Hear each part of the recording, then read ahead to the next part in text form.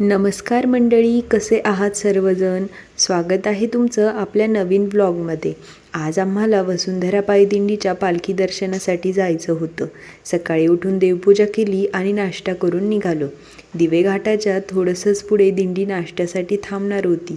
जगद्गुरू रामानंदाचार्य नरेंद्राचार्यजींच्या मार्गदर्शनाखाली वसुंधरा पायी दिंडी निघते आणि या दिंडीत वृक्षांची लागवड, त्यांचं संवर्धन आणि प्लास्टिकचा कमीत कमी वापर करून कसं ग्लोबल वॉर्मिंगचा धोका टळू शकतो हा संदेश जगाला दिला जातोय.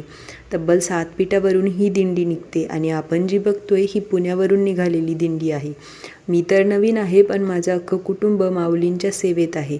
माझे सासरेही या दिंडीत वारकरी आहेत.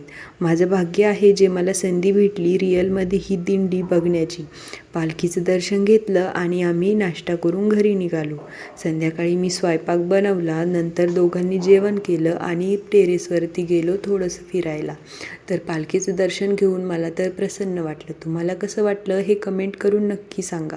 भेटूयात आपण नेक्स्ट व्लॉगमध्ये. तोपर्यंत जय सियाराम.